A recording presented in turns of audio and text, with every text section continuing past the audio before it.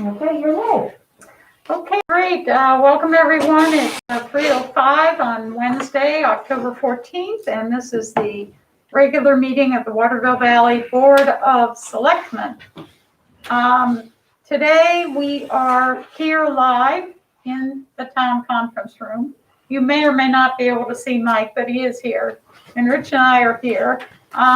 Mark is on the Zoom call, so the public is also able to join a Zoom meeting. You can attend these meetings in person. However, we are asking that if you do want to do something like that in the future, that you let Mark know ahead of time so that we can ensure there aren't too many people in the room at the same time. And so first thing on the, also we have our YouTube stream up. Some of you may be watching YouTube stream, so we have that up. So first thing on the agenda is the COVID-19 update. Chris, I think I saw you on there, you and Dave. You have to take them off mute. We're here. Okay, can you give us our COVID-19 update, Chris? Okay. As far as we know, the town is now clear. School's back in session. The state is seeing a increase, and they feel that that's due to the increased testing that they're doing in the colleges, universities, and schools. So a lot of the increase is attributed to that. So that just reminds us that we all need to keep doing what we're doing, masking up, keeping physical distance, and keeping our hands and face clean. There's nothing real alarming, but you know, it's here still, and it's coming back a little bit, but we're also doing a lot more social activities such as education, and you know, people are inside more now too, so not as much outdoor activities going on, but we just need to keep doing what we're doing. Okay, yeah, I think I heard on the Tuesday community call, Dr. Waite said that some of the increase is also due to an outbreak down in the Nashua area and some things related to the University of New Hampshire. So a lot of the increase at this point has been in the south. Correct. Okay. Okay. All right. Well, it's nice to have the valley back at 0 active cases once again. And I think I would be remiss if I did not mention that I think this is due in a large part to the protections that the school put in for their students. In other words, this was a situation that could have been a lot worse than it was, but the school had already put in protections, separating the students, that type of thing.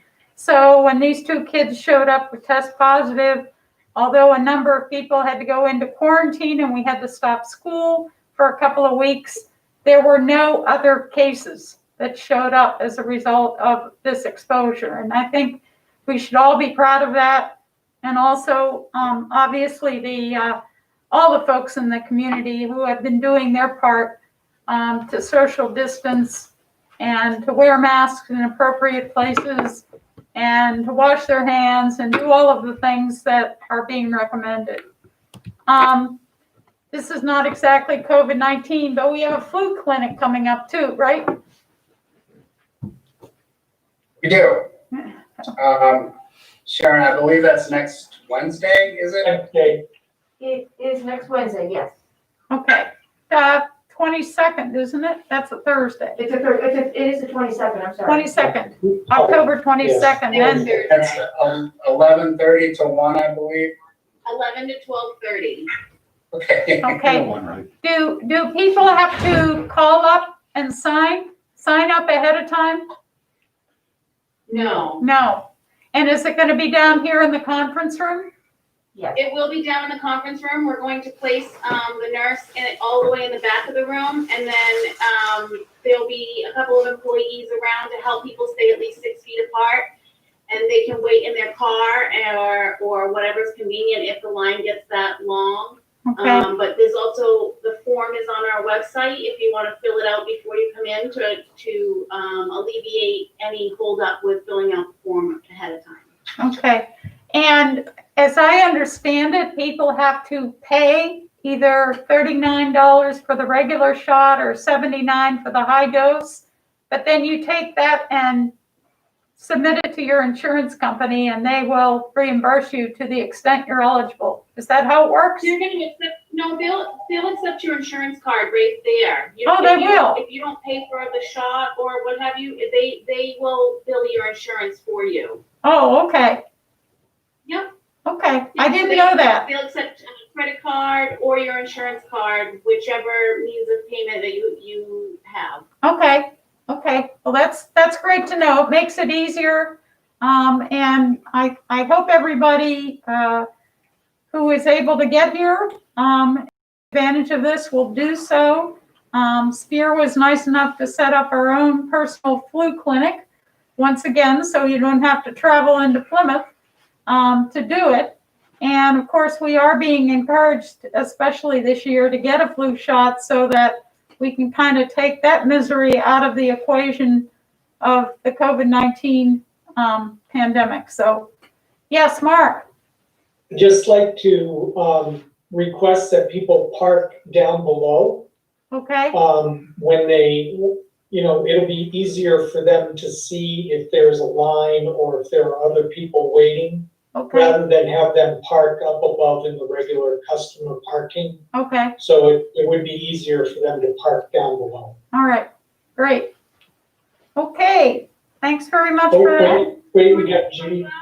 Yeah, Judy? The folks at Spear asked me to let people know that they only have a very limited supply of the high dose shot, and they may be out of that high dose by the time they get to our flu clinic.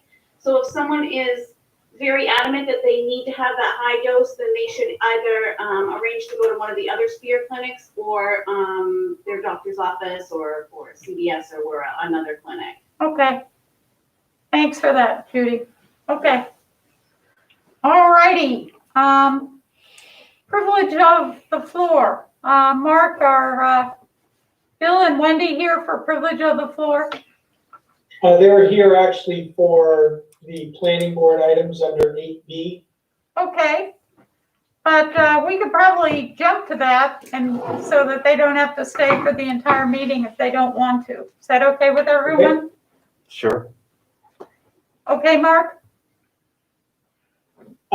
Wendy, would you like to go first and talk to the board about your budget request for FY 2021?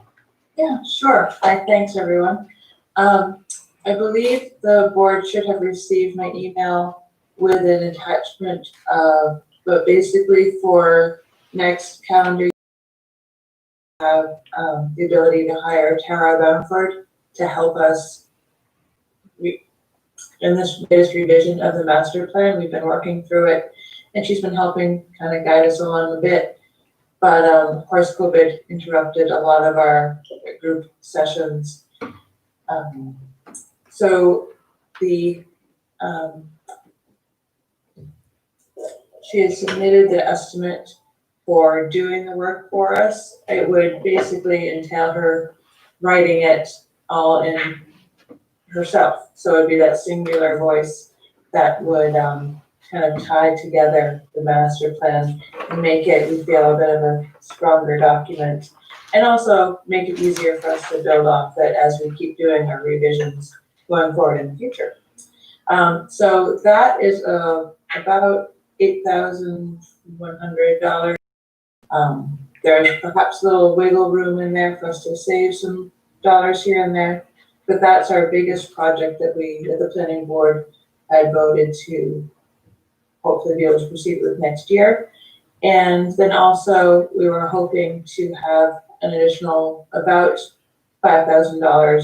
So we're looking for a total of $13,000 to be able to both hire Tara for the master plan rewrite and have some funds so that we would be able to consult either with Tara or other experts as the need arises through the year. So Wendy, when was the last time that the master plan was updated? It was about 10 years ago. That's sort Okay. of our cycle, is about every 10 years. Right, okay. Anybody else have any questions on that? Okay, so that's something we need to consider when we go through with the budget, Mark? Yes, I will include it in the budget request that you see at the end of November. Okay, all righty. So I will include the planning board line item at $13,000 Okay, for 21. and there was something else, right, about roads and? Yeah. Yeah, And so Bill Spence is here with representing the CIP subcommittee of the planning board. I'm gonna share the screen here and show you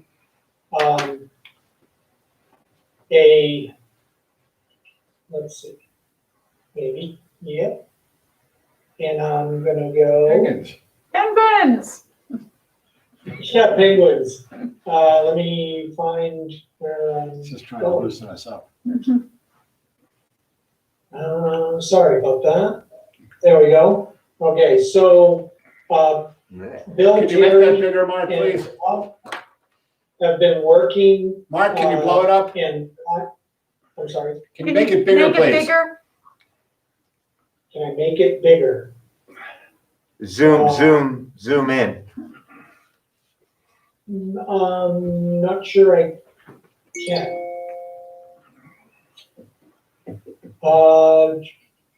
Let me, hold on just a sec. Trying to figure out how I can do that. Oh, yep, I can.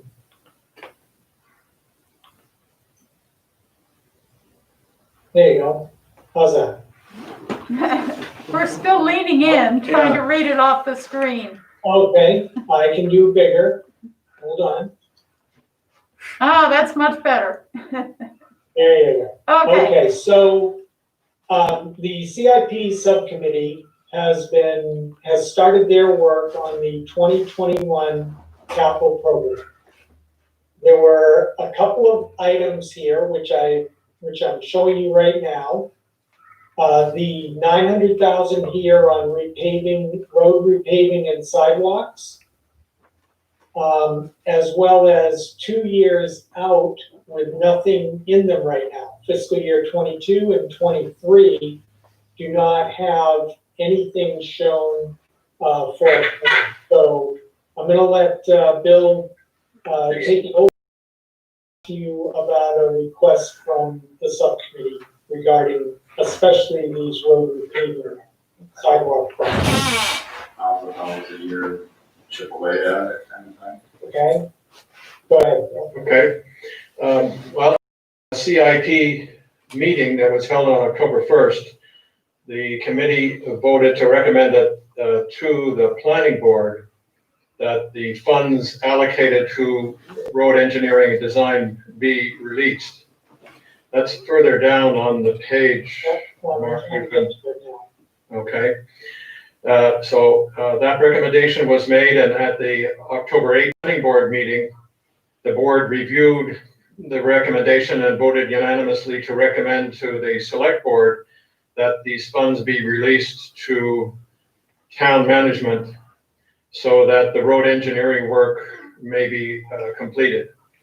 So up there on the right-hand side, for the amount of $134,138, Right here. noted on the CIP fiscal year, there it is, 21, under building and grounds, town projects, engineering design. The engineering firm HEB Engineers will be asked to improve design work for all roads in Waterloo Valley. So that's the planning board recommendation, to release those funds so that this work may proceed. And this is money that is remaining from the 150,000 that was appropriated this year. And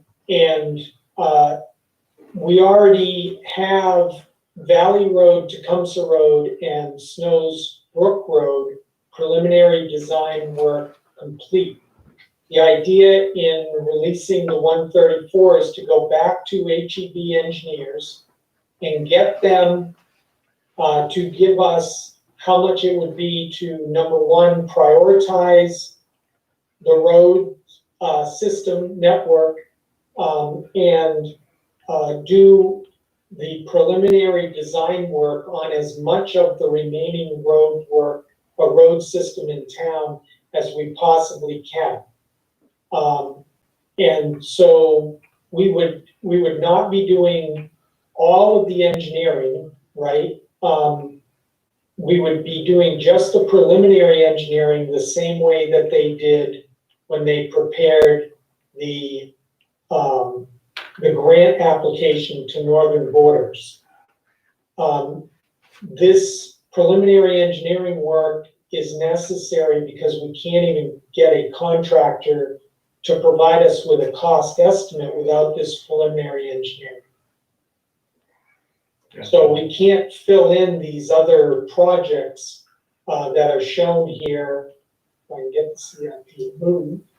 Right here, we can't fill in these blue 0 numbers until we get this preliminary engineering done. Yes, well, I I think we're have, spending $1 million a mile to That's say that it's important to know what the engineering demands would be. yeah, to be go able ahead, to go ahead. obtain- Mike has a question. Yes. Okay, Bill, I'd like to make sure, in light of Tyrell bringing in their future master plan for the valley, that we take this in stages. And what I would assume our first stage would be in this would be to prioritize our road work needed, and then to give a good hard look to see if any of this road work that is on the top of our priorities might be taken down by Tyrell or needed to be altered by Tyrell in the next coming years. I think we need to Yes. look at Snowsbrook Road, Cascade Ridge, all of the roads that need work. And before we spend a ton of money on having everything engineered, we should probably have our priorities set and get some rough ideas of what it's gonna cost before they go out and spend all this money engineering stuff, which we might never get to or never have the opportunity to get to because of proposed changes. So I just wanted to be clear that that's my thought on this. Oh, yes, and then you think that if Tyrell goes ahead with the plans that they've outlined so far, nothing would ruin a good road resurfacing than the massive equipment that's gonna be needed to construct some of the buildings in their plan. No, I've got you. That's why I'm saying, let's prioritize the least possibility of being affected by any changes, including Agreed. the transportation of construction materials into these changes. I had a question, because I'm, And, yeah, so I think we can do that. What I would like to know from the board is it okay to contact HEB and to start laying out some tasks for them so that they can give us the cost estimate to get that work done? Right, And see if they can get that work done prior to, January, so that we can get some numbers in here, at least estimates, for what we wanna build. Now, Mark, before we talk about what we want to build, I think we need them to prioritize what we need to do before we spend money on getting estimates on what we need to build, what we want to build, as opposed to what we need to build. Well, Mike, they're gonna prioritize the roads as part of this work. No, Yes, no, that's the first thing that they will do. I've got Now, it, if but we don't wanna we want to tell see them- how they prioritize Yes. them? Don't prioritize Valley Road because we feel that's going to be used by heavy equipment. And we want them to look at roads like Snows Mountain Road, Cascade Ridge, road network. Mark, I agree with you Other 100% on that. side roads, But- we can certainly have them look at just those. No, that's my thought, but let's see where our roads are failing and then have them give us options of to which one we would like to price. Because we are going to spend money on engineering, and I don't want to see us spend money on engineering on projects we're probably not going to do. Or we might have some holdup in doing, or we might want to go to Tyrell and go, what's your plan for this? Are you going to contribute to helping us do this? Will the re-engineer, if say we re-engineer, say Tecumseh or Village Road or any of these things, and those roads aren't planning to be continued, or those roads are planned to expect a lot more traffic. You know, the engineering, I think, is for naught. Okay, but I have a they have to question. do engineering work to prioritize the roads unless we give them the priority. I have another We can tell question. them, don't look at Village Road because we're uncertain about that. No, no, no. We Mark- don't want you to spend any money Mark, you're not hearing me. because Is what we I need think I'm answers trying to from say. Tyrell. Because if they simply go in, if we just told them to prioritize the worst roads, they're going to pick Village Road because it's one of the worst roads right now. No, Mark, Right. I don't think I'm making my So I point think properly. We should tell them which roads we want to do. Can you guys hear us? Yes? Oh, okay, because there was a lot of interrupting going on and nobody was responding. I thought maybe you couldn't hear us. Oh, I'm sorry. With our I didn't masks mean to on. interrupt. That's Yeah. okay. Would you just state your point Yes. again, Mark? Okay, I'm gonna fold my mask up and cover my mouth. What I'm trying to say, Mark, is I don't want them to spend a lot of money on roads. I think what I would like to see them spend their money on as the first phase is going around and spend preliminary money on seeing what's wrong before we start looking at spending all the money for the solutions. And find out in that first stage of what's really wrong where. And then we'll tell them, well, these are the ones we think you should spend the money on engineering to see what it's gonna cost to fix. And it goes back to my point of whether Tyrell is going to come in and want to change the way the roads are, or if we're going to come in with a new level of repair on a road, but which might not be sustainable in the new environment we might be going into. So that's why I'm saying, why should they spend money engineering a road that it might not work out for? But it is the priority for them to find out what's wrong with the roads and put them in a priority. Maybe what we need to do is identify the roads that we think are not impacted by the Tyrell plan and ask them to do something related to those. But I had another question. I don't understand where the money is coming from, because I thought the money that town voted on, was going to be used for the paving of Tecumseh and Snowsbrook and Valley Road. Isn't that where that money was going, that paving money that was left over from when we originally had a town approval for the sign, and there was going to be some paving, and then the paving wasn't done because the estimate was a lot more expensive. And so we left that money in that account. Is that the money? I thought we were using that money for Valley Road, Tecumseh Road, and Snows Brook.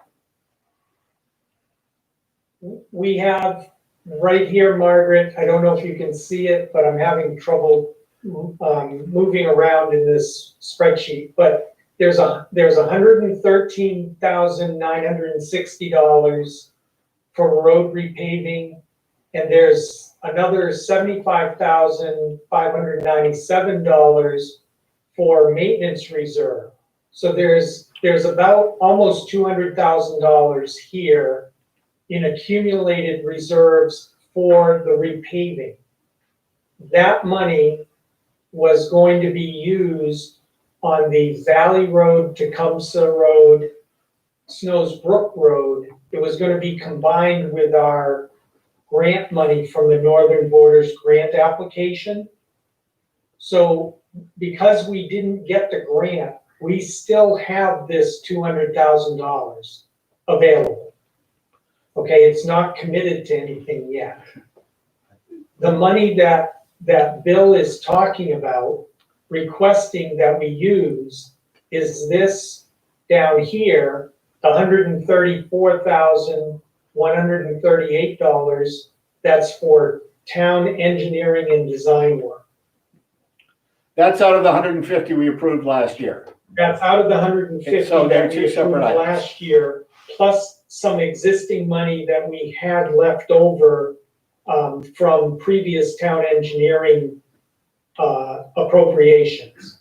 So we've lumped that all together, and what we have left is 134,000.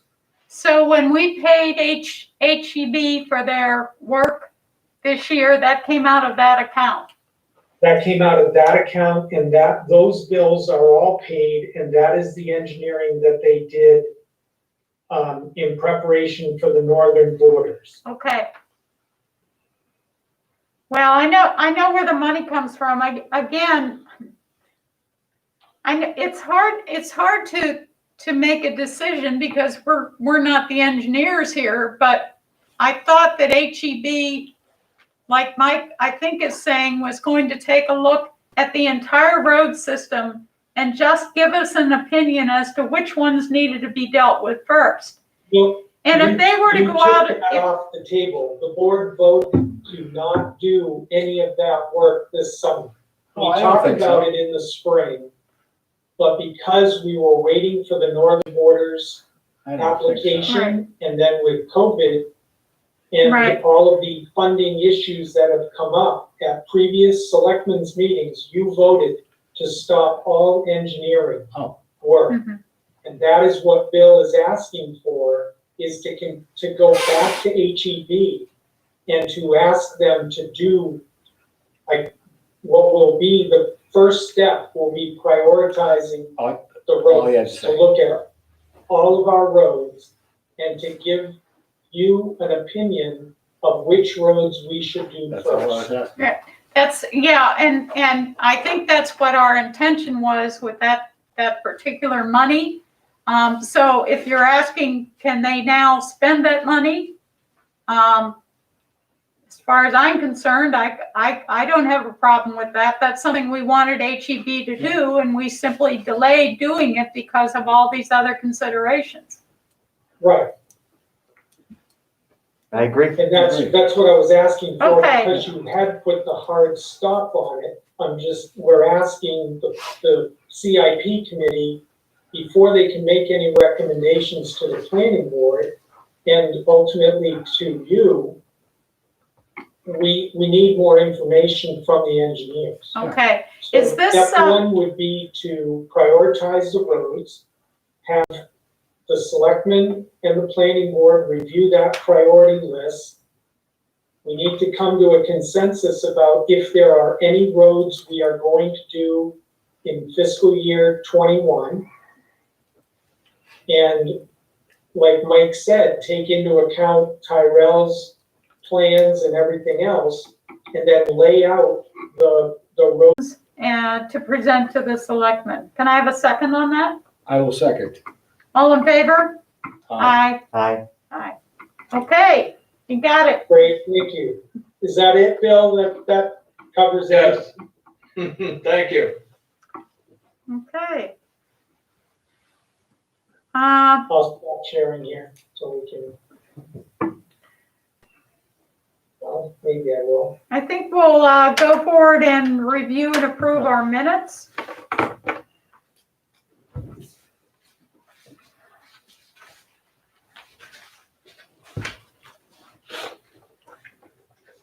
I had a few comments. Which set do you have first, Margaret? The first that I have is September the 9th. Mhm.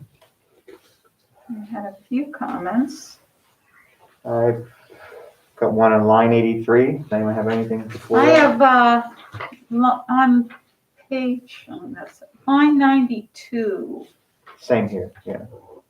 Line 92, I just, Rich also added that on a ditch, Snows Mountain Road, I don't know what that meant. Yeah, I I can get to that. 92, I think, let me just scroll down there.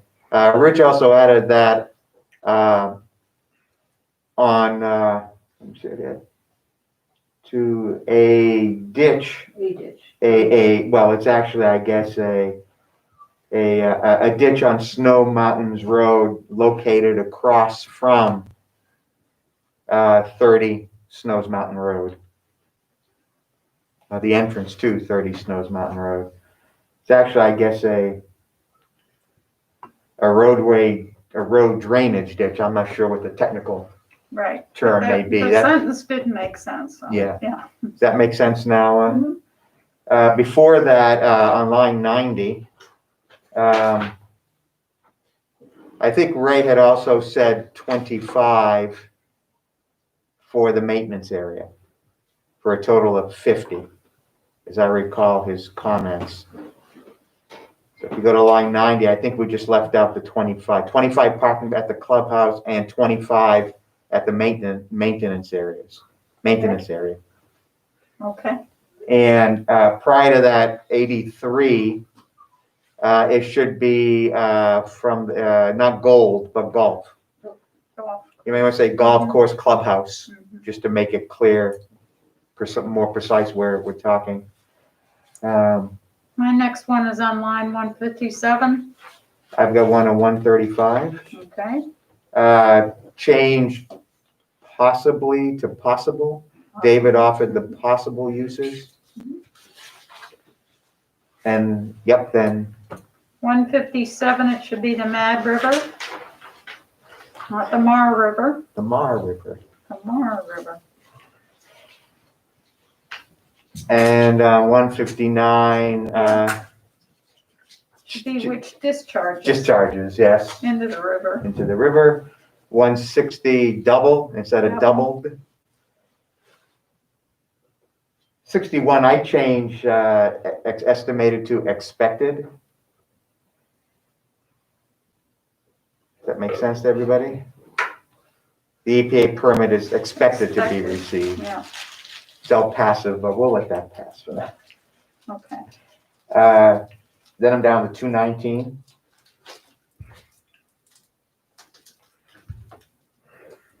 We have, I think, just remove the word place at the very beginning to restrict access.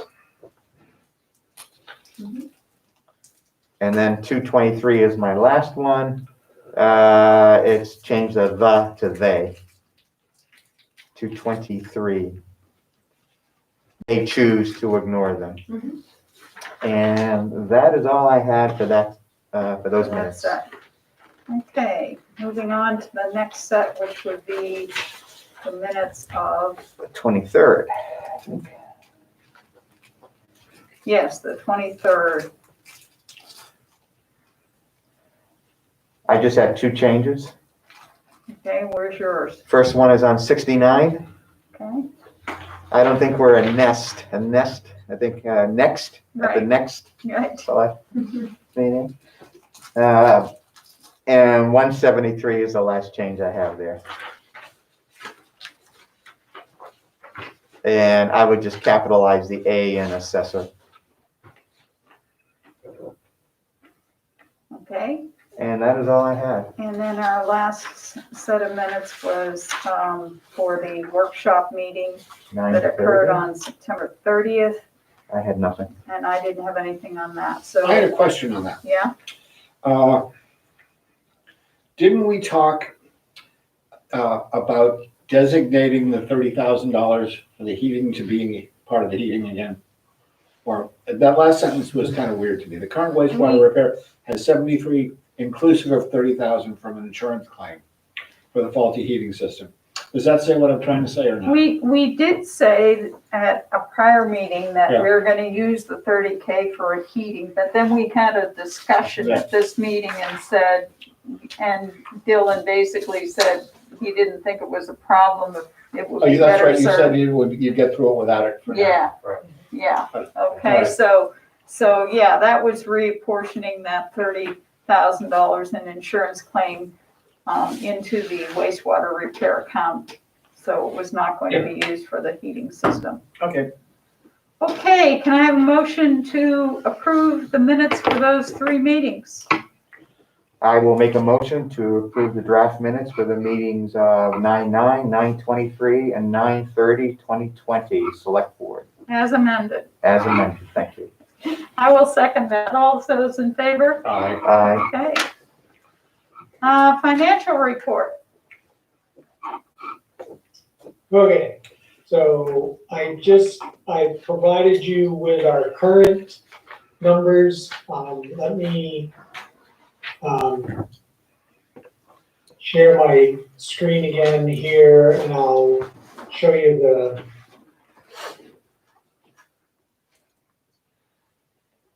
Oh,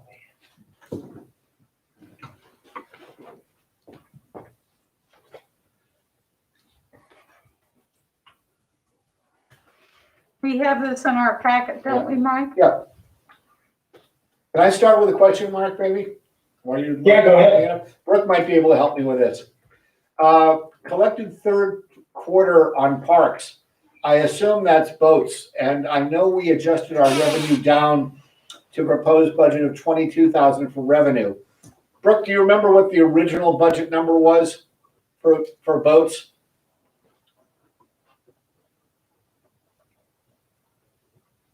You're muted. I can't do anything about it. Usually it's around 55,000. Okay, so the 138.6% year-to-date collected brings us back up to about 100% of what you had budgeted for the year for revenue. No, No, total collected right now is about 31,000, Mike. Oh. Not 55. Oh, I'm sorry, yeah. You got 30, so you were planning on 55, you brought it to 22. well, within the parks lines, there's the waterfront cash income, and then there's the Freedom Pass income, which were reduced significantly. We took in guidebook money. I mean, we were thinking $500, and we'll be definitely well over 6,000 by the end of the year. And then other programs, we reduced to 2,000, which we'll probably meet. So we are well below what we usually do in waterfront. Okay, if we could we have that broken out for the next meeting? Oh, sure. What the specific waterfront, if you could break, these line items down to us, especially, that book revenue. The book is great, by the way. We're giving those away as gifts to people that are buying in the valley, and they're absolutely loving it. Yes, it's being really well received, and we are really having a hard time keeping a lot of people in stock, including the Mad River Coffee Roasters. They are just, I think, perfectly positioned to get all the hikers coming in there to buy coffee and then grabbing the hiking book on their way out. So they keep asking for a box every week, it seems. How many do you have left? Plenty. I haven't counted them, but we probably have, I don't know, probably 20 boxes left. Something like that. So 500 maybe, more, probably more. Christmas is coming. Yes, it is. We'll have to think about how we can put that out there. So Okay, there are, you want Yes. me to go on? go ahead. Any other questions? Go ahead, Mark. So there are 2 lines where we have exceeded our adjusted budgets, and on the left-hand side of this sheet, the green items here are the adjusted numbers that we had on the MS 434 that we turned in at the beginning of September. So we have exceeded those numbers in 2 places, in the parks number that Mike just talked about, and also in our permits, fees, and interest. That is primarily because of building permits at this point. I don't see the permits, fees, and interest changing that much. We already talked about some minor changes that we might see in the parks, a little bit more for the year, but not too much expected. There are 3 lines where we are uncertain really what the final end of year total is gonna be. That's in recreation here, where we still have about $11,600 to collect. And then we have transfer station fees. We still have an outstanding balance of about 3,300. And then public safety revenues, which are basically the ambulance revenues, where we have about 14,000 left to meet our budget number. Those numbers, we will probably need to adjust at the tax rate setting. That may be within the next week or two.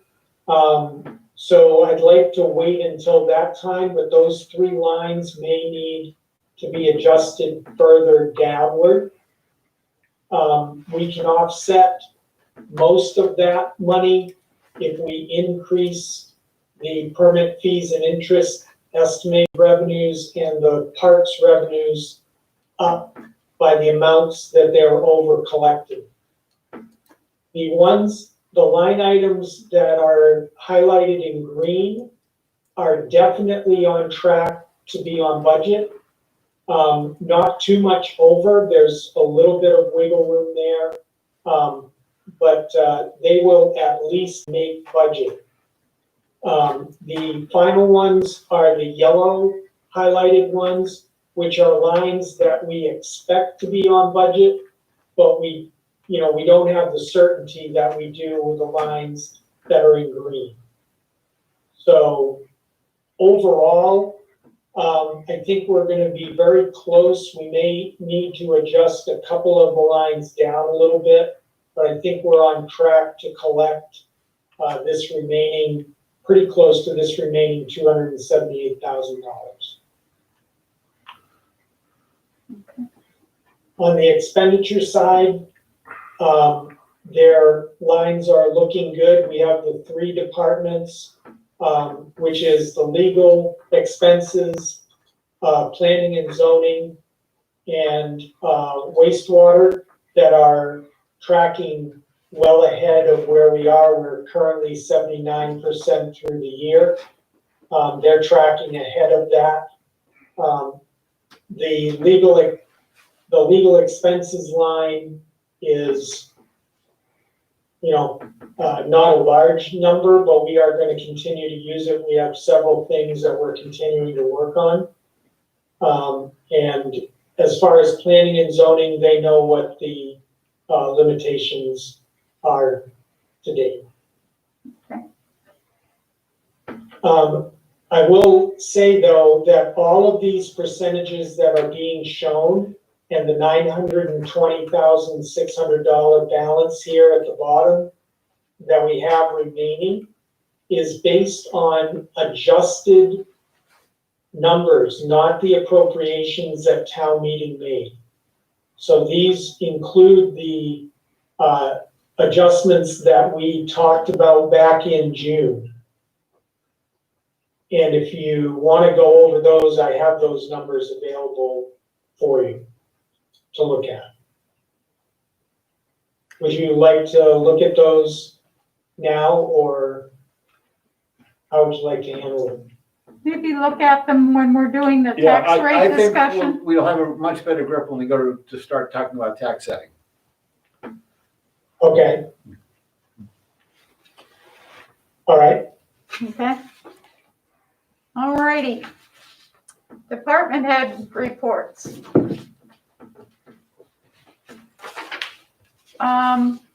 Dave and Chris, you still on? You have anything to report? Nothing other than that we are still experiencing very busy weekends, and parking is still an issue.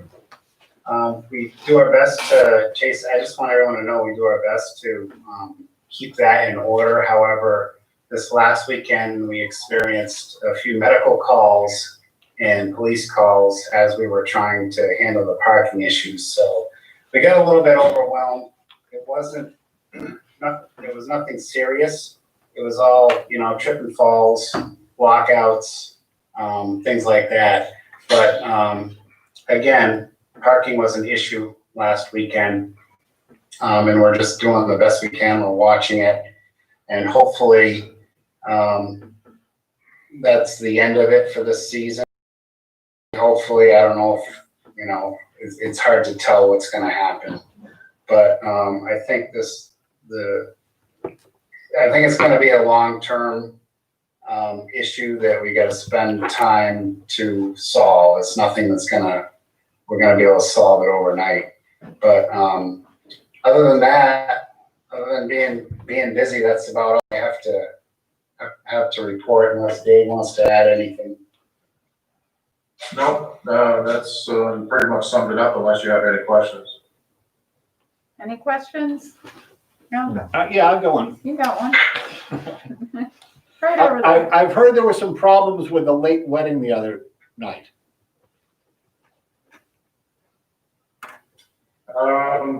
Can you be more specific? Well, I heard that public safety was called into the weddings and had to spend quite a bit of time there, and I'm wondering if there's anything that we could ask the mountain to do to help alleviate that problem. Kind of like the guidelines that we talked about with hockey going forward, what's kind of expected, and maybe we can get up ahead of some of these things, if it was an issue. I'm just talking about a rumor that I heard.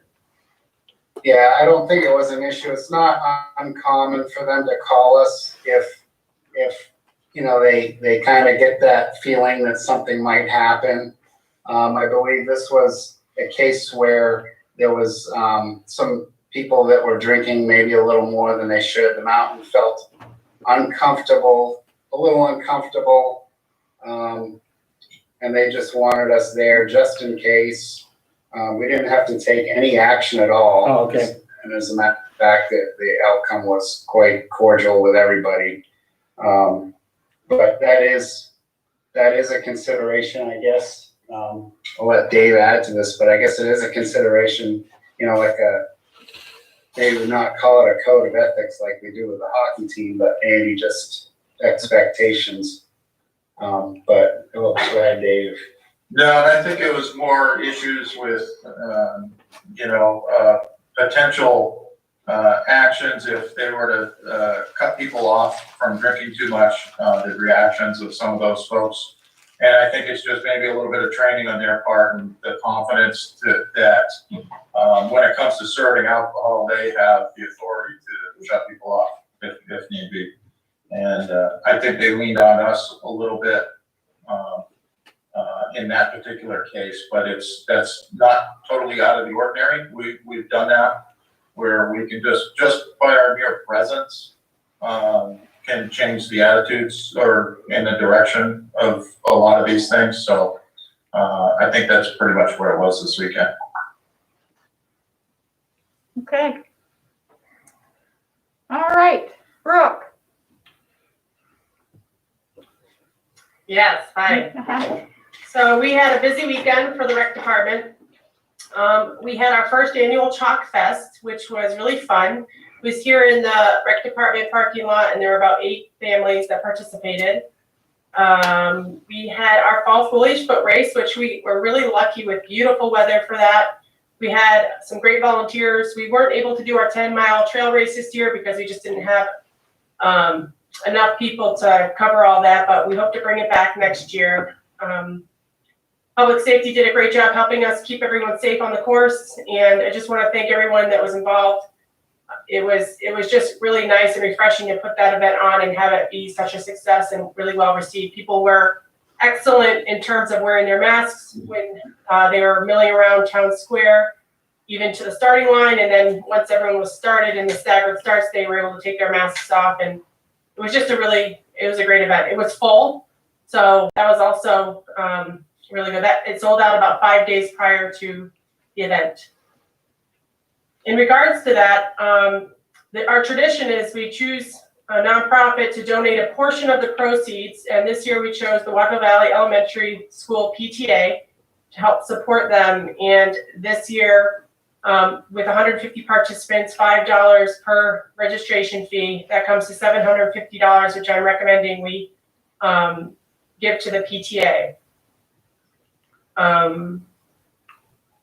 other than that, the event was great.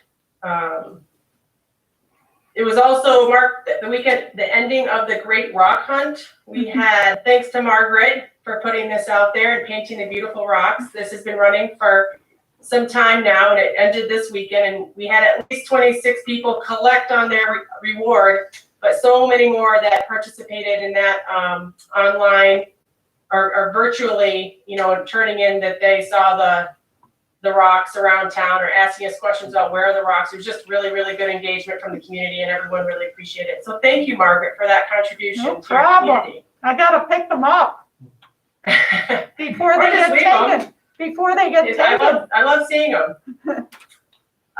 We also closed the boats. The last day of the season was on Saturday, October 10th, which was a gorgeous day and lots of boat use. And we did have, thankfully, a few staff back in town to help us do that. So we ended on a good note there. We started our after-school programming yesterday for the kindergarten through second graders.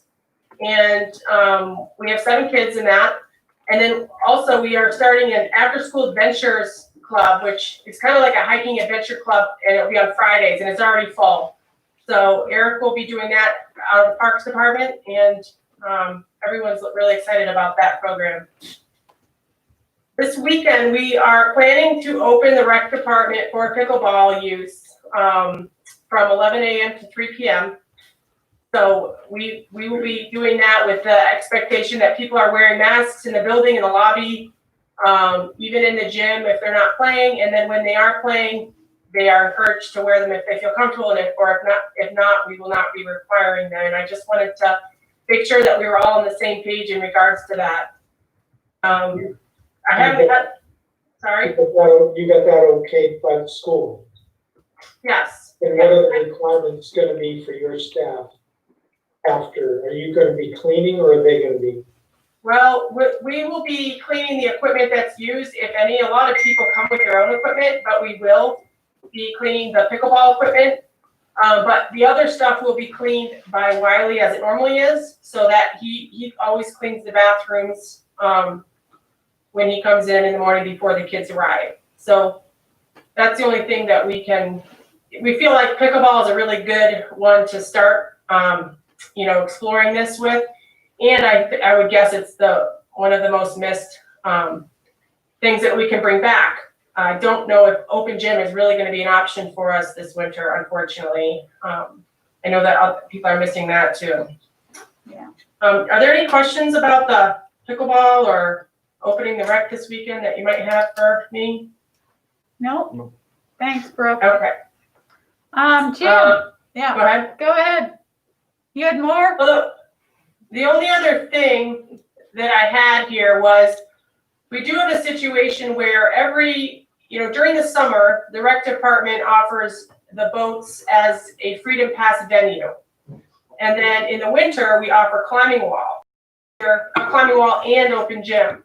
This year, we cannot provide either of those. And so initially I thought, maybe we can do open basketball, but now I'm not really feeling that that's going to be a great activity either. So we've been asked, how do we remain on the Freedom Pass as a venue during the winter? And I just wanted to, be transparent about the fact that's happening, is that we might not be included in the venue agreement for the winter time.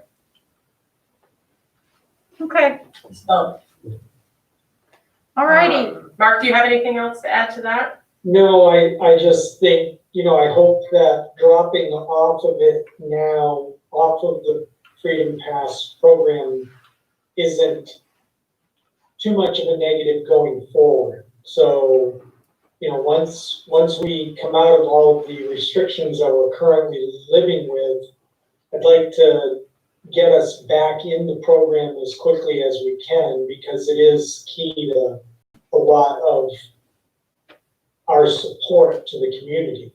So, Yeah. It has to be done right now. We can't run the program. Right. Right. So, okay. And I'm just looking over my notes really quick. I think that is it. The only other thing I've been sort of thinking about is to become a member of the rec department, if you're not a taxpayer, there is a fee. But right now, what you're getting as a member isn't as much as it once was. Maybe that's okay. I mean, it's not a very big amount to become a member, an annual member here.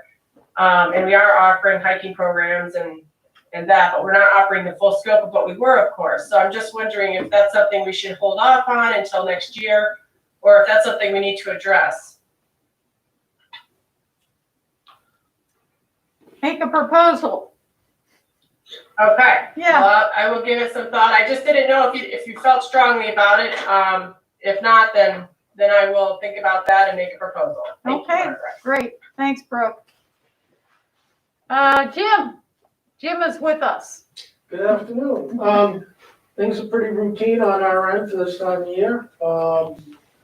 We had 3.5 to 4 inches of rain in the last 7 to 10 days, and with most of it was runoff, but we had no issues, thankfully. So, seeing how everything is so dry, and we're just into the boats are put away, and we'll be getting the dock out soon, and doing our usual fall get ready for winter. Usual maintenance. Most of the plows and everything we did a servicing on last spring when we took everything off, so we should be good to go. And that's about it from me. Didn't we talk about, I see the plow truck leases on the agenda. Didn't we talk about that at a prior meeting? Didn't I just read about it in our minutes? That we gave the okay to go ahead with the plow truck? Oh, okay.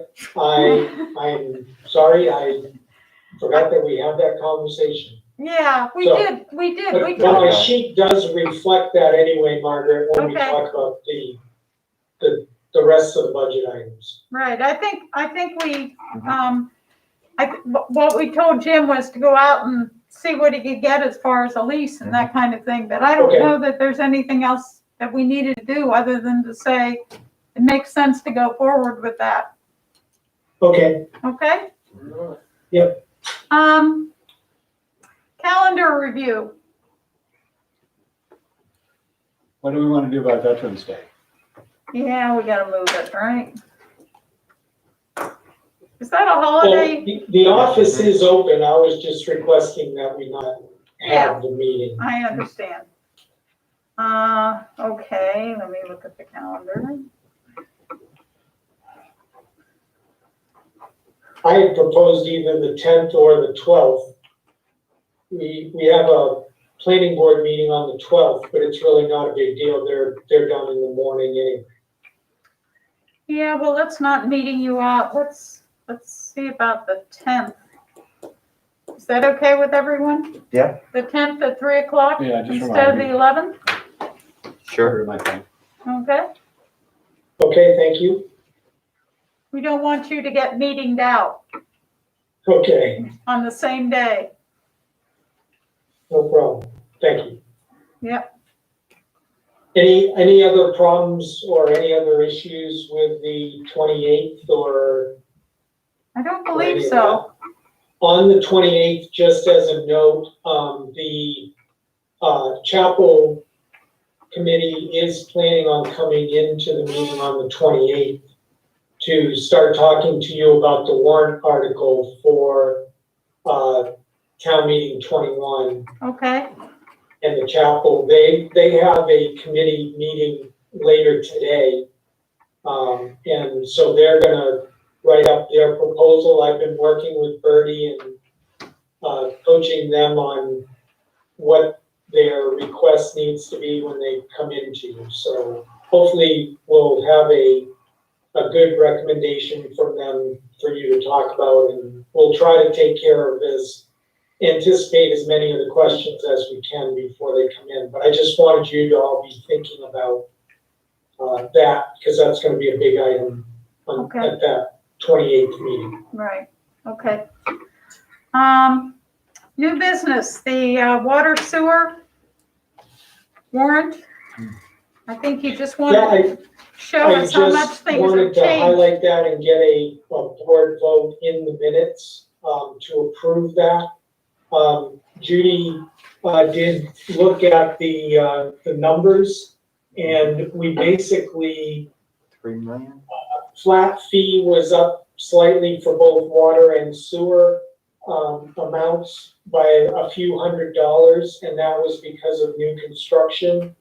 The metered numbers for water and sewer were down, a grand total of about 2,500, and that's due to less commercial use, at the lodges. And, the trash fees as billed, because there's such a small amount, even with a couple of new houses, they were basically flat. Okay, Commercial trash fees are down about $325. So overall, the billing was, and I think I provided you with a 2019 third quarter in You your did. packet. So you can see the billing was very close. A quick question on this. Yeah. The revenues from, that we're collecting up at the transfer station, is that included in this or is that a separate item? It's a separate line item. That's the one underneath that says, I believe, in your financial report, it says transfer station, Yeah. if I'm not mistaken. It says transfer station fees, and that's been, that total for the year, Mike, is, well, I can't read it sideways, sorry. 16,723. Yeah, 16,723 for the year. And are we including, the honor bucket too in that line?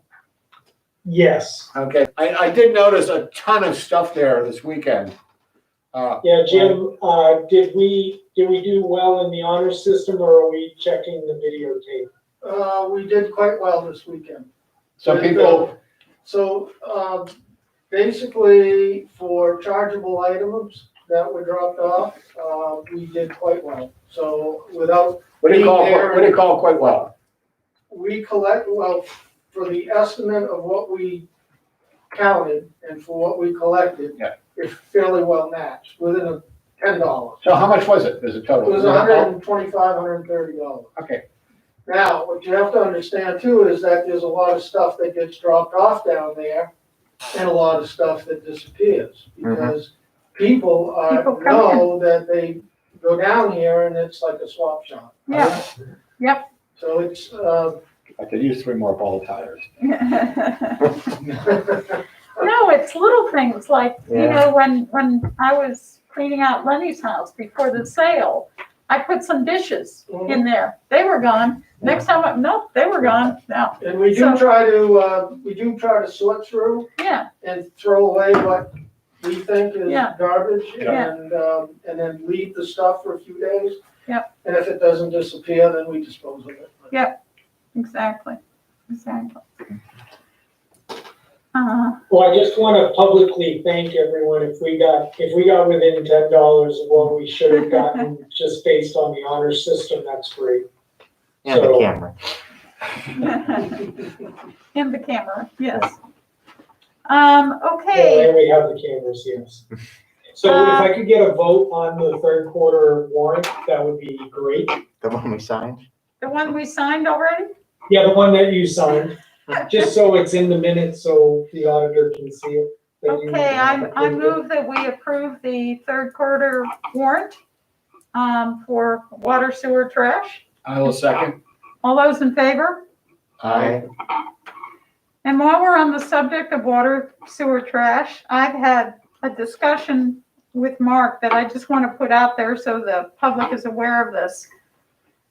We've had, some discussion about changing the fees on water, sewer, that kind of thing.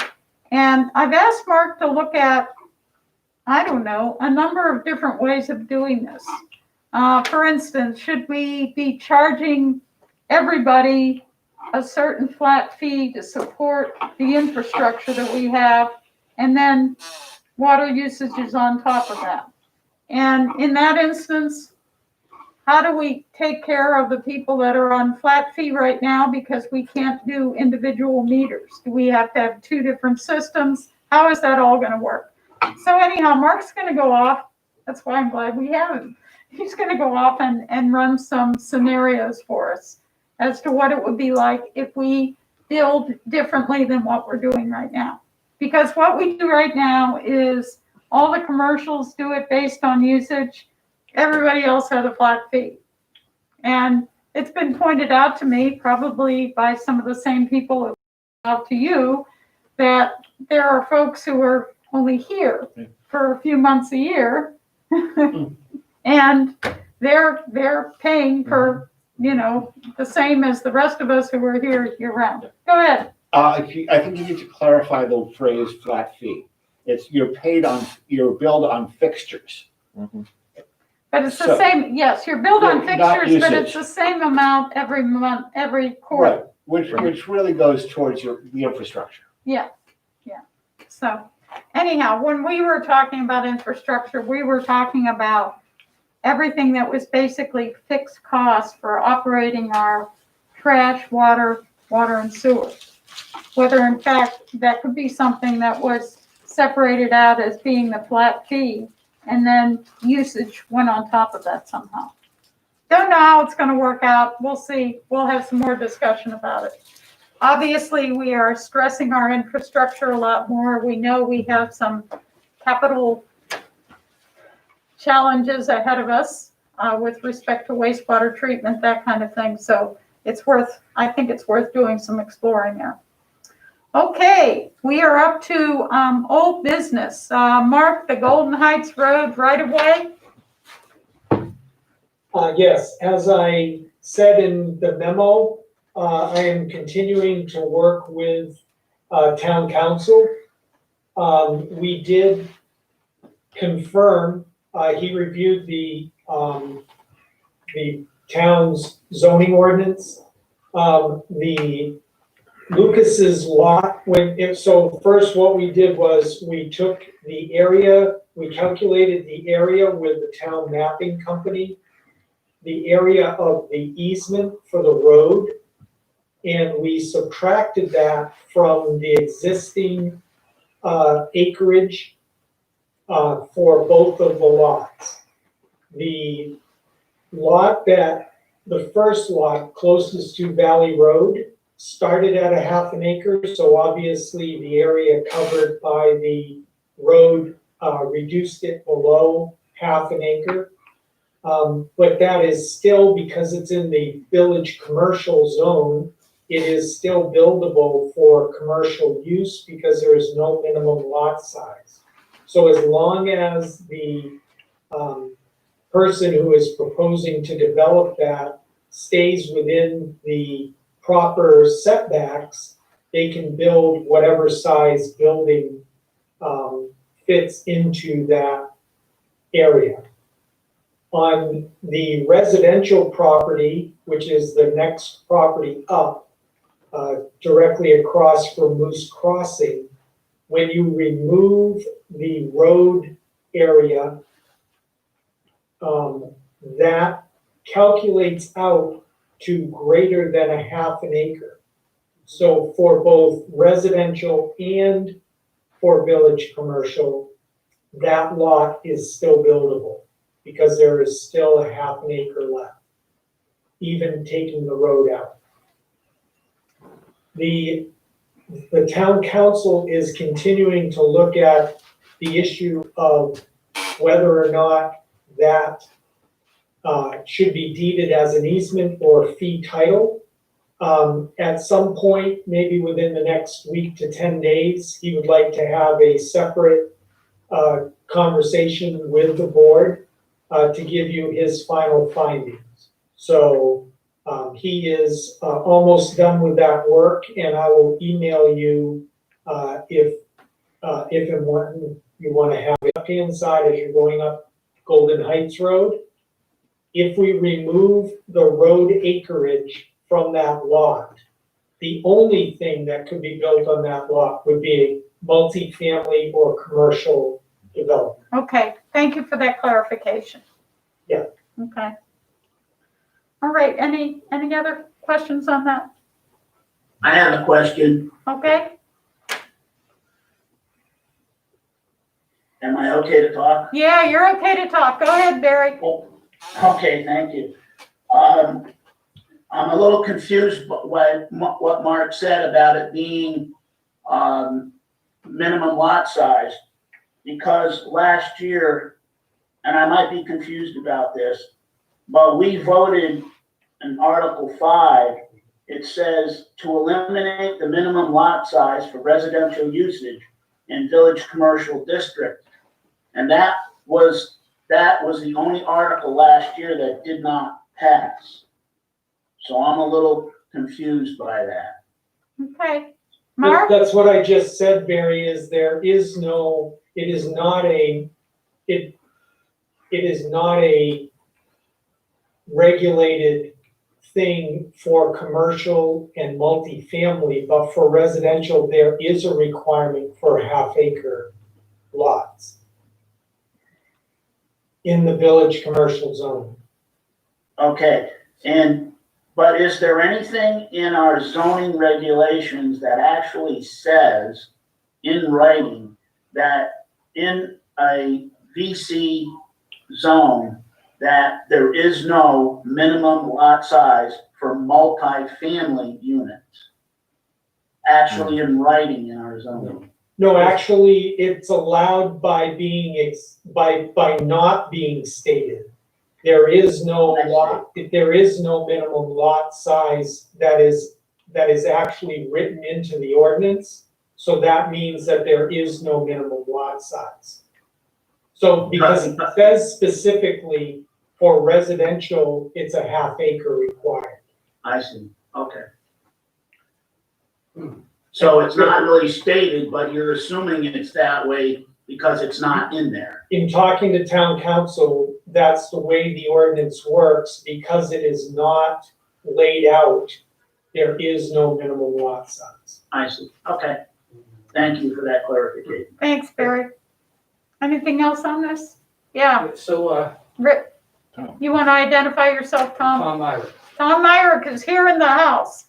So Barry and I have a meeting this week to set up our annual meeting with the owners in November. And it would be nice to know if we have a decision by November. We have purposely not said anything to the owners about this whole issue, waiting for the official word.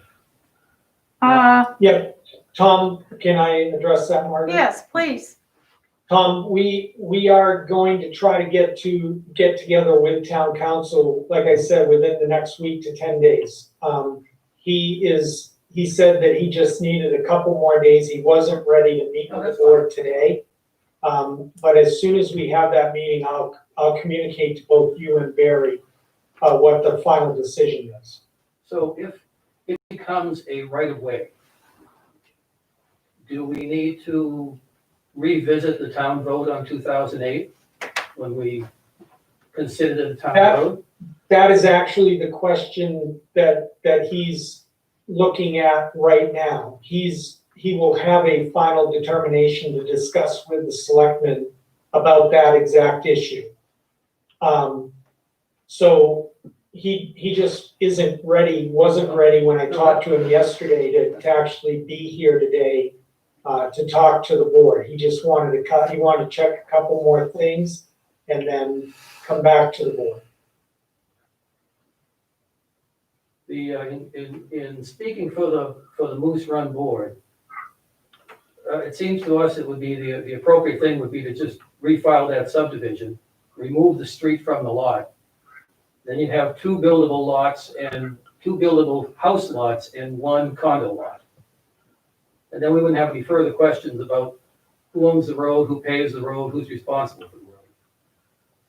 Well, I think the one definitive thing that town council has said to the board to this point is the town is responsible for maintenance of that road. There is not a question about that. We have been maintaining it. That was the intent of the town meeting vote, for the town to maintain that road. We have repaved it, we've plowed it since the town meeting vote. I agree. So there is no question that that is a town-maintained road. The only question is how the deed will be actually written. Well, So that's what town council is looking at now. I understand that, but we continue to wonder about the disingenuous application for a half-acre lot when the half-acre lot wasn't really existent without adding the road. That was a disingenuous, probably fraudulent document brought before the planning board. And now we seem to be backtracking to, why don't we just fix the document? Go back and tell the developer to refile the, refile lot 36 subdivision. That's the only thing I don't hear anybody asking him to do. That's the first thing I'd ask him to do.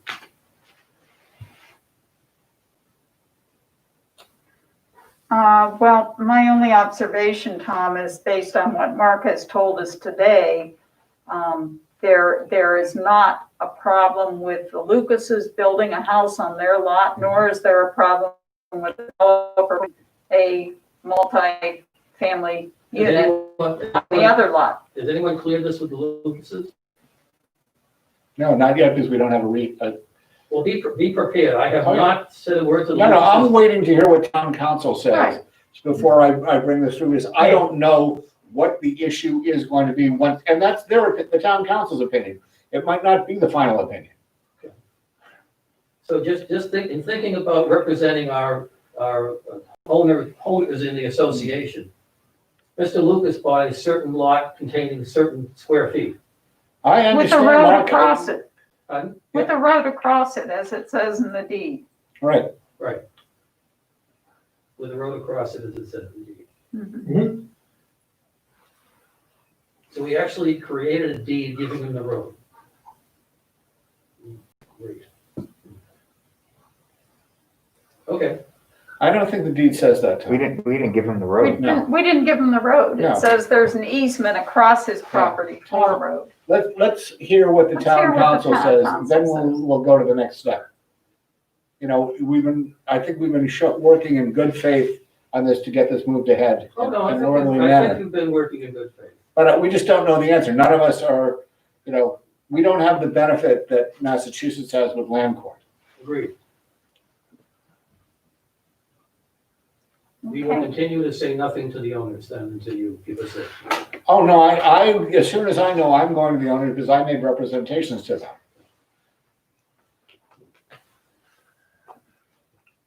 Okay. Yep, we will, like I said, we are working on it. He did apologize for not being able to do it today, but he I will know do it's it gonna take time. within the next few days. Okay. Education funding update. Mark, I didn't get a chance to read your email attachments, but I read a bunch of Yeah, them. there's just several different opinions in there and a lot of good information. I think at some point it might be beneficial for us as a town to make some sort of statement. I don't know, Rich, if you have any time to be able to talk to me about what we might want to say. I know you've been looking at a lot of the information. Mike, you too, I know you've been I think, reading through was it it. the Newfield statement that was really very similar to our situation? And I think Newfield said it very well. Yeah, But I looked at the graphs, and I didn't have enough time to figure out, to put it into the same perspective we have here. But it's gonna be a very interesting decision on this. It's gonna be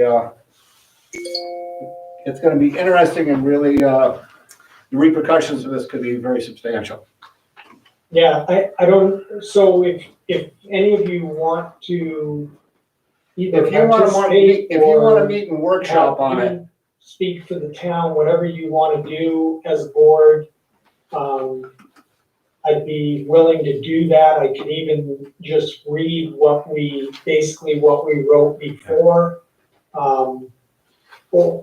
Or we can come up with something new if there are other points that you want to bring up. Let me propose that we all get a chance to read what you Yeah. sent out in the email and then maybe get back to you with any suggestions we have. Yeah, that'd be great. Okay. The next, other than 4 o'clock today, the next public comment period is October 28th at 4 o'clock. Also at our meeting. It was Yeah, Newington, right yeah, after our Yeah. meeting. also. Okay. I don't have privilege of the floor for a second Margaret, time. can I just Yeah. highlight some budget things which I was gonna bring up during the plow truck conversation, but I Okay. wanna make sure as we're working towards the draft numbers so that I can, Okay. when we get something from DRA, I can prepare for our meeting. Right. Let me just, I wanna review the decisions that we've made up until this point. Can you blow it up, please, Mark? Yep. Looking for. One more.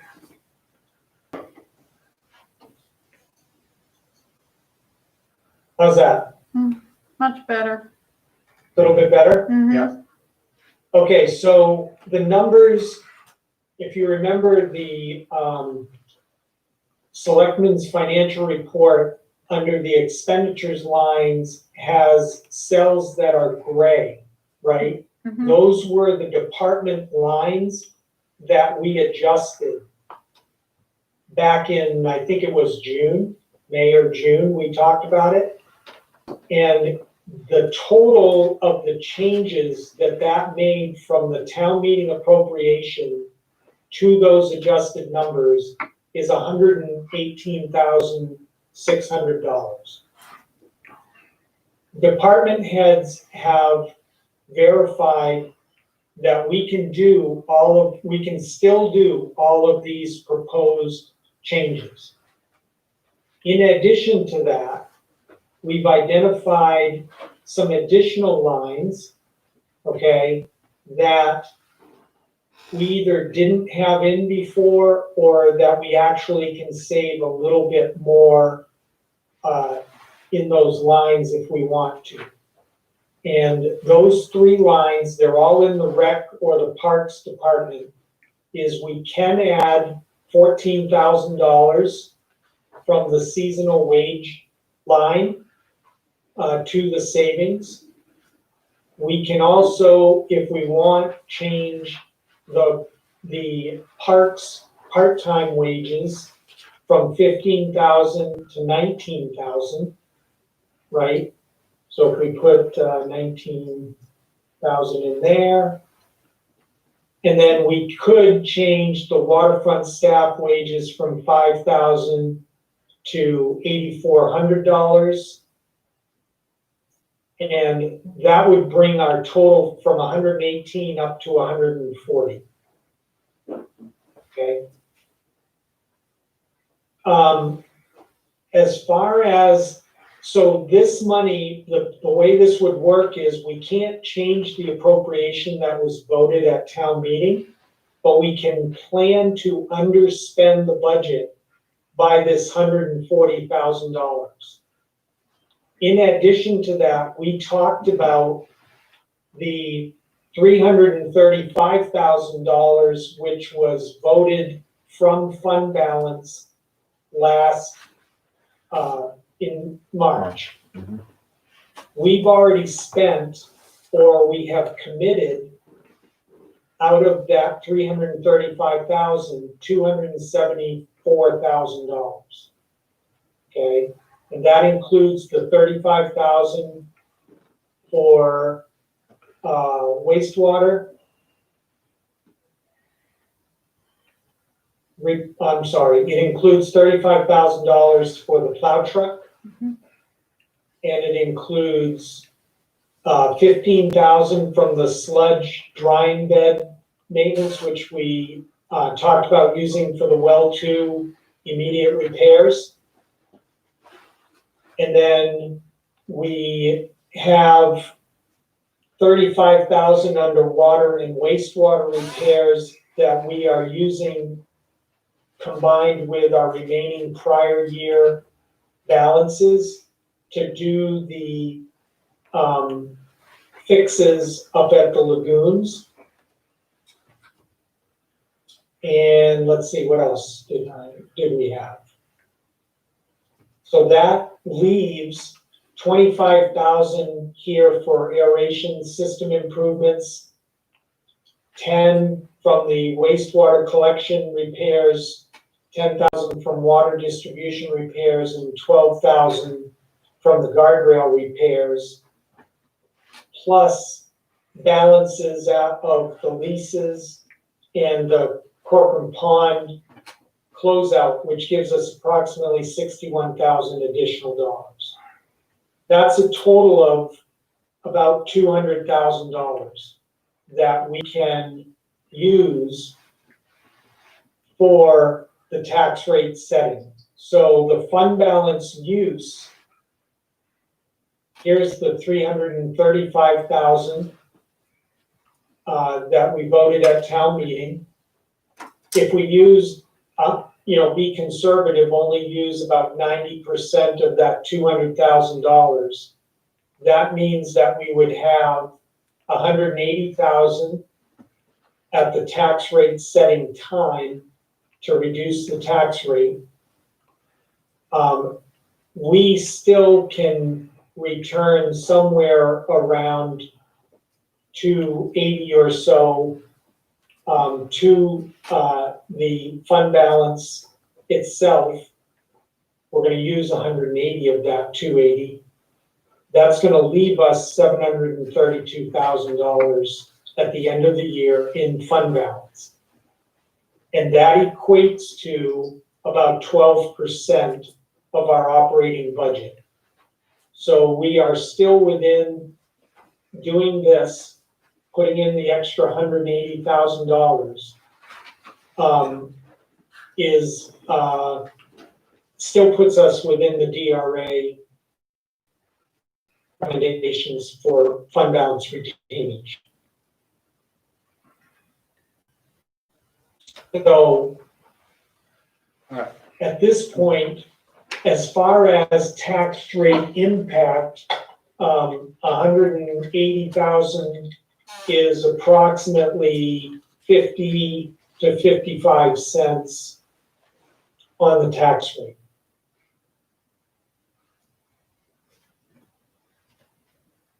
And what we projected was approximately 35 cents on the tax rate coming out of town meeting, which is what I put in your packet today. Mm-hmm. So we can keep our town portion of the tax rate at 0 increase, or we could actually decrease it if you want to. My only caution is this plan has us using $515,000 of fund balance that's not going to be there next year. So I think we want to be careful on how much of this 180 we actually commit to the tax rate, because that's not a renewable revenue in 2021. Right.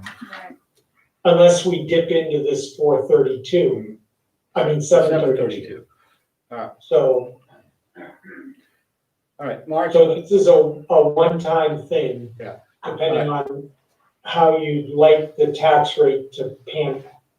And of course, we don't know the county number yet, and we don't know The school number. the school Yeah. exact Right. impact, because they changed their plan as well. Hey, Mark, Yes, Mike. with that 180 we're talking about that you're coming at to with hard numbers right now, traditionally we return about that, usually 90 to 140 from just underspending the budget on a normal year. Yeah, that's Yeah, these, yeah. that's these Oh, numbers yeah. right here, Mike. I've It's got- usually, I've it's got you for anywhere that. from 160 to 200,000. Right. So my suggestion on And, this, and, if we take Go ahead. that 180,000 and leave it where it is and keep us in the $900,000 range for fund balance, how is that gonna affect our rate? And I think we have a lot of expenses coming up that we're just being made aware of, that I think we're gonna need some emergency funds around. So we're gonna probably have to increase contingency significantly next year. Because we don't have this, as going back to the CIP, I'm not seeing anything in the CIP for next year for the sludge pits, which are gonna be a big issue, just keeping them alive till we can get a new permit or a new plan for water treatment. So my suggestion is we kind of look at this where we don't take any of that 180,000 and use it to hit the tax rate. I think it's time, we've held the tax rate firm for the last probably 7-8 years, where our expenses are going up, the population's going up, and I think it would be naive for us to come down with a $700,000, reserve fund when we know there are things coming up that might really, the things coming up are not gonna be cheap. right, and that's right, Mike, and we're using up these carryover accounts, these cash Exactly. accounts, like we saw with the sludge, with the lagoon repairs and Right. that sort of thing. I mean, Zeroing those out. we ate through most of the carryover, and by the time we get the current work done, right, Jim, we're gonna be using up all of those prior year accounts. And we're spending money on Band-Aids right now. Speaking of Yeah, that, we are, can and I think you're right, Mike, we probably need to have a big number as a reserve so that we, kind of like what we did with the arena, so Right. that we can make those repairs without dipping into all of these other accounts. Because I think it is we should plan, we won't use it if we don't have to, but Right. we should plan on, at least $100,000 or something in a reserve so that we can Exactly. make these repairs. exactly. We're gonna be over $100,000 in just the 2 fixes up at the lagoons this year. Right. And if we go in with 7 and come 100 out and need another 100, we'll be in the 6s. Yeah. And Yeah, we'll wind up having to right, borrow yeah. more and bond anticipation notes and everything else. But can I Yeah. change gears for 1 second, because I completely forgot about something that I think we've got to address while I got Jim here? And I thought, what are we gonna do about that rope that's next to the bridge? I had a lot of people complain to me about this weekend, about the thought of their kids falling down into the river. Can we get some kind of fence or something up there, something that's more stable than a string? Yeah, it's been one of those things that's been pushed off. Yeah, well, let's, Pushed off, so especially when it's gonna get icy and snowy over there. the fence is tough because there's no place for a fence post, so. Let me think on it. All right, you guys know what I'm talking about? Yes. Yeah. Yes, Right. over by the bridge in Town Yeah. Square, yeah. Okay, Mark, do you need any guidance from us out of this, or? Well, what do you think, Rich, Margaret? What do you think about, how do you want me to initially show it to you? I guess I would like to initially see it as a flat town tax rate, and then let's take it from there and have our discussion about, is that what we really want to do at this point in time, given what's happening in the future? Okay, because so if the we, number that I put in here, the additional fund balance use will be so that the town portion of the rate is flat. yeah, let's start Okay, from and then- there. And then we can go from there. Yeah. And, obviously, if we told the townspeople that we thought their taxes were gonna go up 35 cents per thousand, that's the other thing that I wanna take a look at. How much does the tax rate, how much are we spending to keep the tax rate the same? Should we go up with 20 cents instead of 35 cents? Okay, Because I am concerned about the future and some of these large capital projects we're gonna get into, and all of a sudden we could have a year, well, gee, that was nice, but now my taxes are this much more. So, Margaret, I think what's even more important, if they go to the SWEP plan, which I think Yeah. has got a lot of speed to it, our taxes might go up $5 a thousand. Yeah. Mhm. You know, and we'll have absolutely no control over that. Yeah. But that will Right. still, even with our taxes going up $5 per thousand, we don't get to keep that money. right, And we're still gonna be, if we take a little bit of this money to keep us down, say 35 cents, we might have no money for one of these big issues that's coming up. That's my big concern. I agree with Mike. As much as it pains me to say this, pains our pocketbooks, Yeah. but I think we have, You know, Some major we've coasted for a expenses long coming. time on this and kept the rates the same. Yeah. And well, we they are, haven't really been the same. Yeah, They've they're been going up. we've been 14, we come Couple down years. in 2017 and stayed at 14 for the last couple of years. Plus, we are the 17th lowest tax rate in the state. yeah, and the tax rate has been the same or lower since 2015. So, yeah, 857, 860, 844, pretty well 849, by the 879. overall So tax rate. So between the overall town tax and rate. the school board, you've been doing pretty well in controlling spending. Yeah, and we've been fortunate enough to be able to return that money without really breaking a sweat every year. Where now we actually are We're looking sweating. in October now to see what we will return. yeah. You know, Well, look, If we haven't had to put it under a You've returned microscope. $1.5 million since 2013. No, I get it. Yeah. And I think So you I did think our really well. department heads and our town management deserves a lot of credit for doing that. So I'll do those scenarios that way, Margaret. Okay, To be, flat town rate and then some different scenarios. If the overall rate is going up, how much can we control it and how much does that cost? right. Good. Okay, good. Okay, thank you for that. Oh, and one other thing financially that I need to ask. We need to start preparing the paperwork for the well 2-3 connection project, the $1 million, so that we can get into the January sale at the bond bank.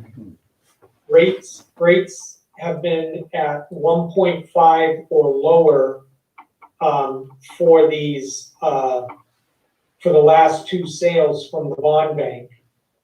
And they just did a refi that was at 1.23%. So we're gonna be getting a little bit of money back on our existing bonds from the bond bank because of that refi. So, you know, rates are incredibly low right now, and I really urge us to lock in that $1 million at these rates, because we know we're gonna do the project sometime within the next 3 years. We're doing the engineering now. So construction should follow on. Is that a pay-as-we-draw, Mark? Excuse me, Mike, I'm sorry. Is that a totally fulfilled bond, or is it pay-as-you-draw? Well, we would set it up with, once the sale happens in Right. January, it'll be completely fulfilled. Okay, so we're gonna have that sitting in our bank account paying interest on it until we use it. Yes. But still Yes. at 1.25. But we're only allowed to keep it for 3 years, getting that interest. So that's why, the other reason why we would not need to move forward with the construction within 3 years. And does everyone who's in charge of permitting think we'll have It's part of the plan, so it's already figured into the numbers from a financial standpoint as far as our debt service is concerned. Gotcha, but are we assured we'll have the permitting and be set to go with it within the next year and a half? Yes, right now, Joe is saying that the permitting will be done by March or April, Okay, and we'll be able to put it out to bid during the summer. Okay. or towards the end of the summer. That's why by we the time moved they finish earlier, it, so. yeah. Okay. So is it okay with the board that Judy and I start that paperwork? Yeah. Yeah. You need a vote? No, I don't think we need a vote, I just needed a consensus, and so we'll start putting it in, and all of the paperwork, just like every other bond issue, will come to you again for the formal vote. Okay. Okay, We do so I'll not let the have, bond bank know that we're gonna participate. we do not have a second privilege of the floor on the agenda, but I see that Tim Smith has arrived, and I think he's probably here because he wants to tell us something, so I'm gonna recognize Tim. Well, thank you very much. I apologize. I was hoping to be here at the beginning of the meeting. However, we were meeting with the National Forest Service and got to meet the Forest Service supervisor, which was great. Derek seems like a really good guy. He's gonna, I think, work well with us as a town. Mark had asked me to come by and discuss busing and the constraints that we have with busing over this coming season. And at this point, I don't see it being feasible for us to operate the shush bus with the guidelines that we're under. The current guidelines for ski area shuttles require us to have no seating between the driver and 6 feet from the driver, which means basically the first 2 rows of the bus, and then we have to leave space between every passenger so no one sits adjacent. Parties can sit adjacent. But the current guidelines would reduce our busing, I think, at least by 50%, which would leave us with a position on a busy day where we would not be able to fulfill the needs of the busing. And we would potentially leave people stranded on the side of the road without a bus coming because we'd fill up right away and have to go back up to the mountain and not be able to fulfill that. The assets that we would need to be able to fulfill that need would be able to at least double the number of buses that we currently have and double the number of drivers. Currently, we're having a hard time even fulfilling the drivers that we need, as bus drivers are, for one, they're hard to find in the first place. Second of all, it's hard to find one that wants to drive around in this situation that we're under. The other part of the busing is that all the windows have to be open when we're also operating those buses. So at this point, I'm struggling to find a way to be able to operate and make that product available for our guests. It just doesn't seem like it's going to be a product that's going to be desired, for one. For two, the hardships of providing that product would be, I don't know if they can be overcome. So can I ask a question, Margaret? Yes, go ahead. What, because this is the last month of our current agreement, Tim? Yep. What would you propose we do with the agreement for 21?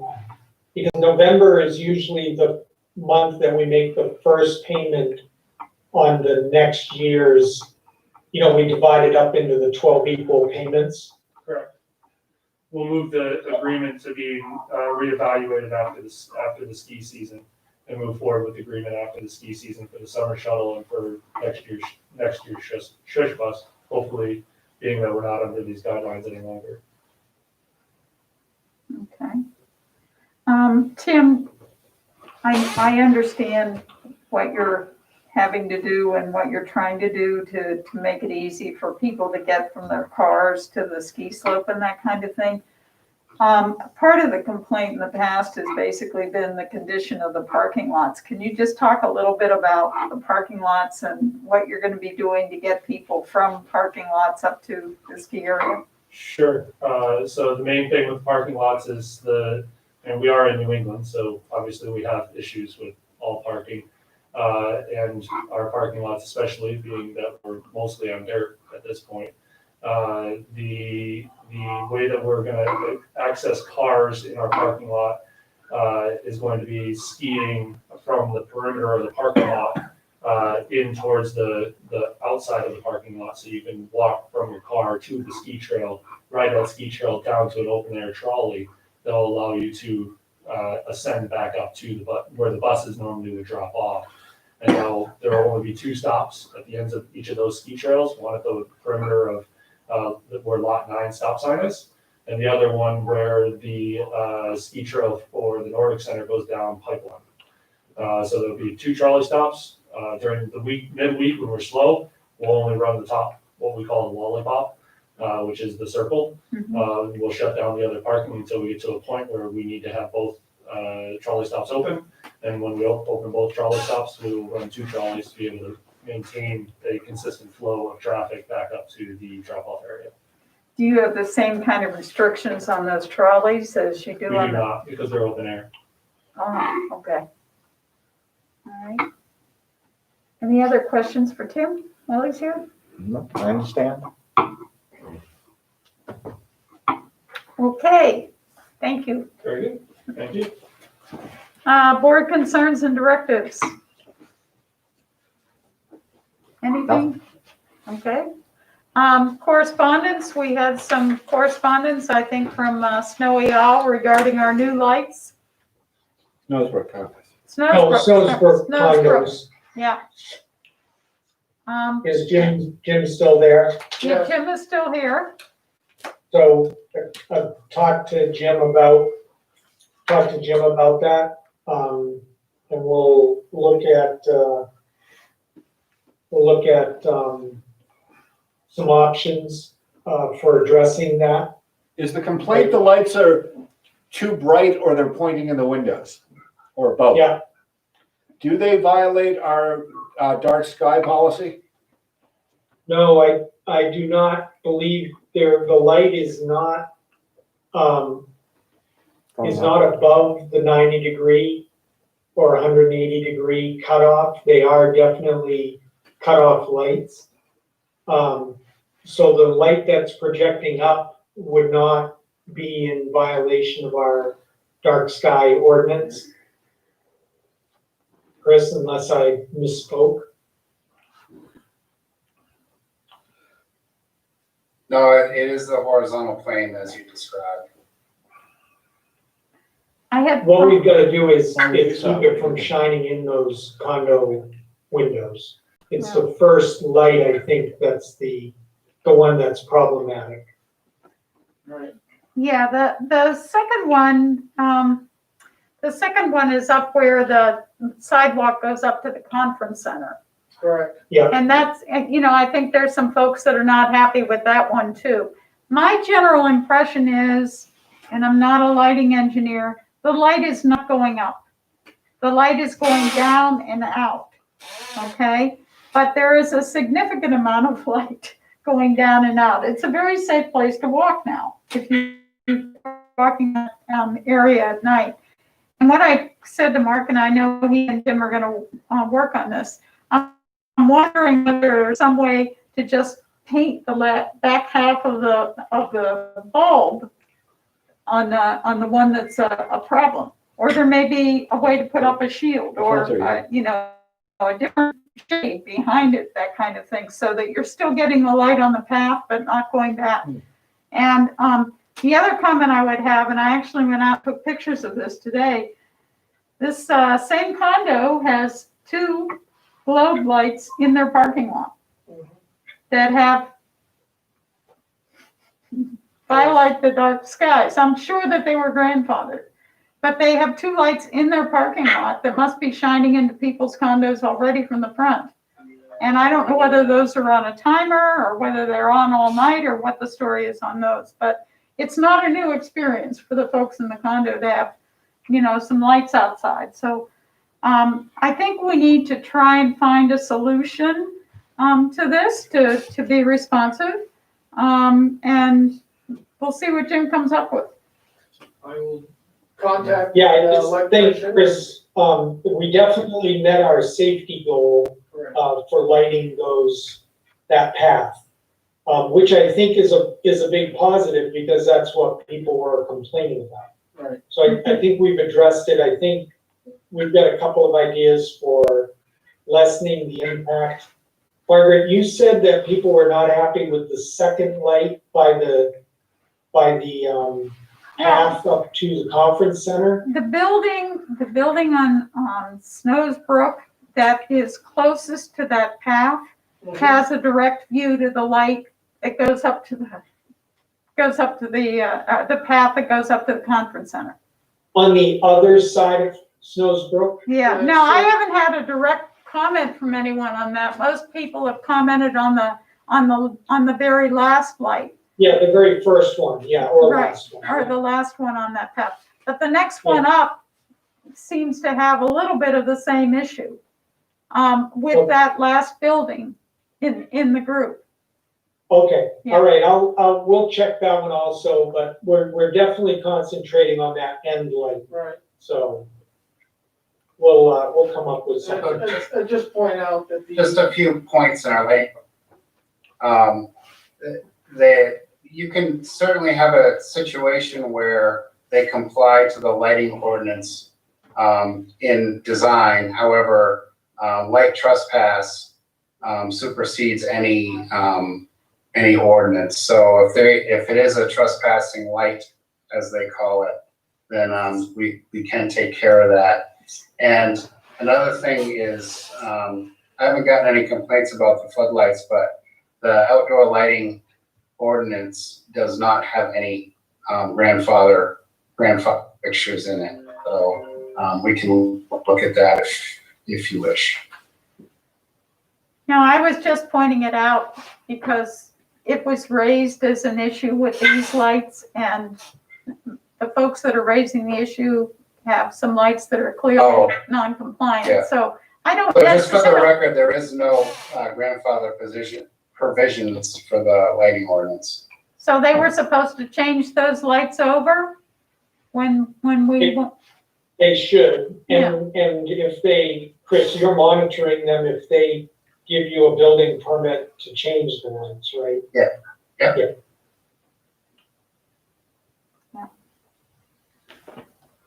Okay, Mark, do we need to go into non-public for something? I got just one other thing, Judy, if you wanna Yep. talk, we need one other decision from you, and then yes, we'd like to go into non-public for 5 minutes or so. So what I have is, we actually need to request a couple of, funds to be taken from the capital reserve accounts, that are held by the trustees of the trust fund. I have, 3 invoices for the toxicity corrective, where we had to do some retesting, in the beginning of the year, and that's a total of $9,480 that we'd like to take from the toxicity corrective account for these expenses, where the wastewater budget is so tight per se this year. And then I have one for the road repairs account, which is $1,350, which was actually in January, for the North American Infrared, which were the people who did the sealing in the roads. But we just need a selectmen's vote to be able to take that to the trustees and recoup those funds It's a total of $10,830, from 2 accounts, yeah. yeah, from the 2 accounts.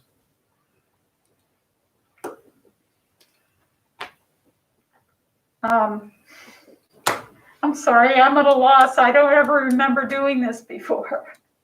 Yeah, you have voted in the past. The vote is to have staff coordinate with the trustees of the trust funds to move money from the trust accounts, capital reserves, to the operating account to reimburse expenses for the year.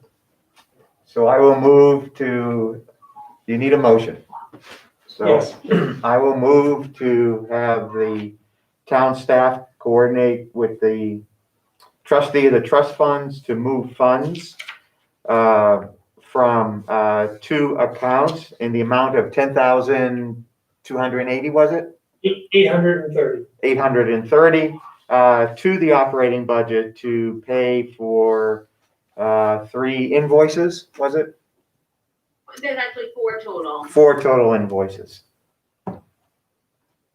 I will second that. All those in favor? Aye. Aye. Okay. Thank you. Now That's all I have. Now do we need non-public? Yes, please. I got a couple of questions for you, please. Okay. I'm gonna take a vote to go into non-public at 5 o'clock. Aye. Aye? Aye. Okay. Shut us off, Judy.